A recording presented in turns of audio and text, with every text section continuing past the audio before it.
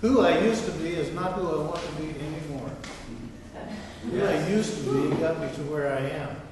But by God, I sure don't want to go back there again. This can be a theme for you to adapt for yourself. Unless, of course,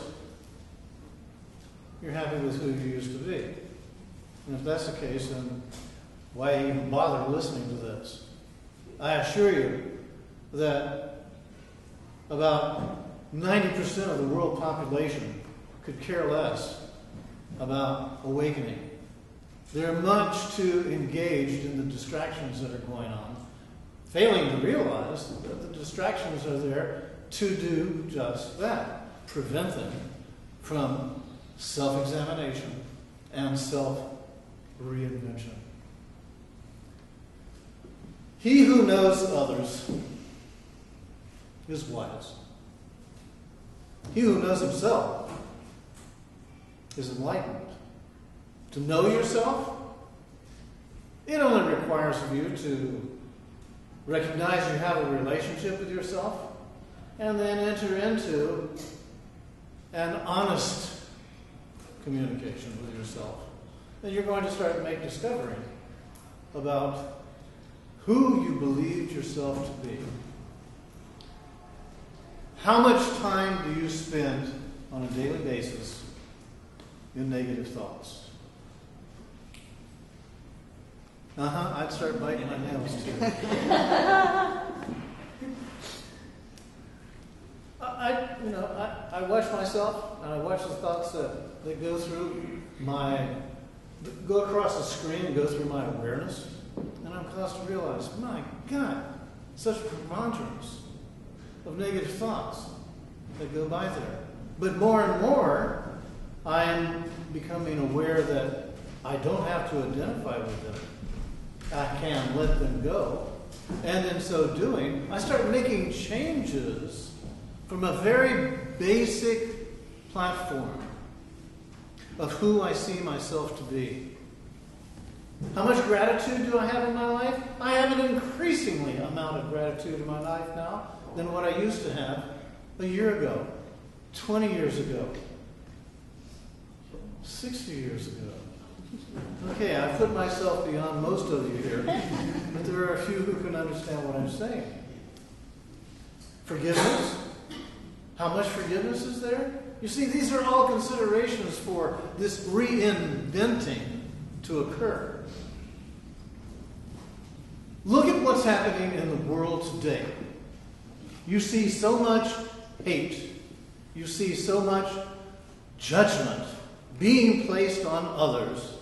And you're caused to realize, where's forgiveness? Where's that concept in their awareness, in their action? How are they in relationship to themselves so far as forgiveness is concerned? You see, much of the energy of hate that goes out from one is really just a projection because of what's going on, the inner turmoil that's occurring within oneself. And then, how are your priorities? Is it to make yourself rich and famous? There are a lot of people that have this as a focus in their lives. A way to learn, a way to grow, and we're all here to learn and to grow. But take into account that if you're going to reinvent yourself in a way to where you come up with a meaningful relationship with yourself, then you're going to have to get really clear and simplify your priorities. Make them easy, make them simple. Make them such as you want to have a loving relationship with yourself. You want to have an easeful life. In other words, a life full of ease.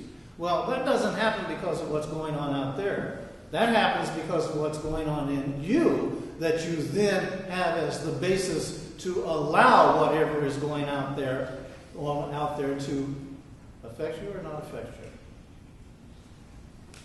There are many, many great people, great leaders, who are considered great because of what they did in giving of service. Where are you? how are you serving yourself? How are you then taking that and applying that in your relationship to others? You see, greatness really has to do with your sense of self and what you are expressing through yourself that causes you to feel good about you being you.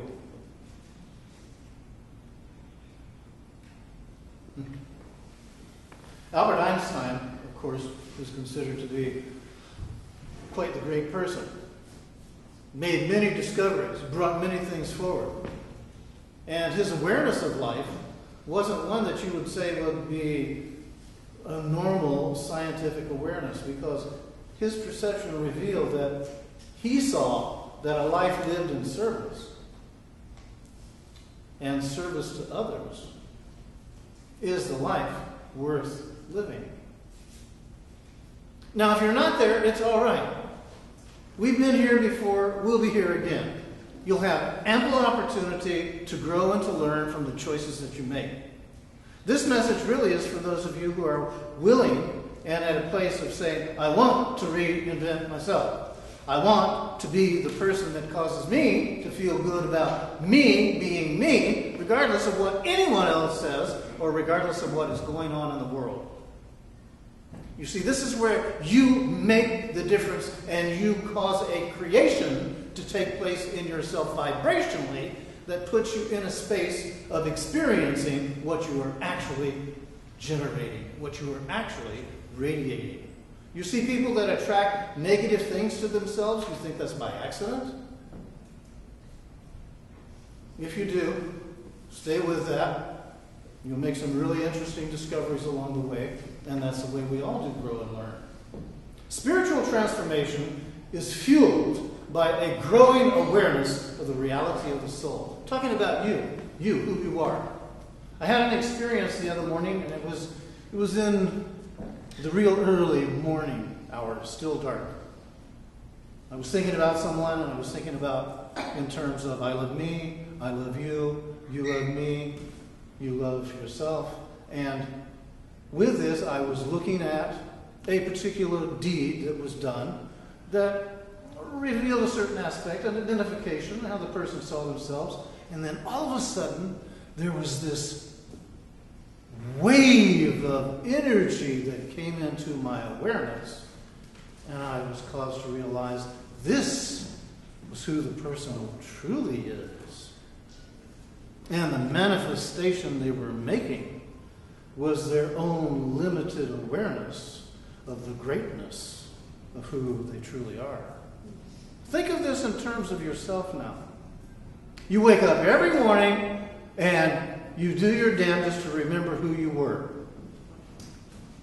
But the who you were that you're doing your damnedest to remember isn't who you are. It's who you believe you are. What if you chose to reinvent yourself that went beyond the script of what you have right now that says, this is who I am? What if you said, this is something that I have used and I let it go?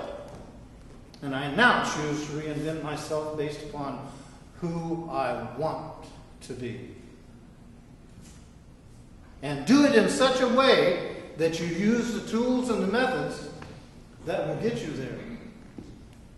Such as love, such as trust, such as compassion. This is to encourage you,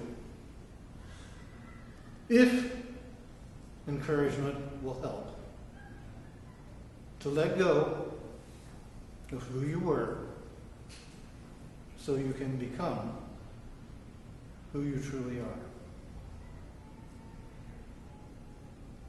Thank you.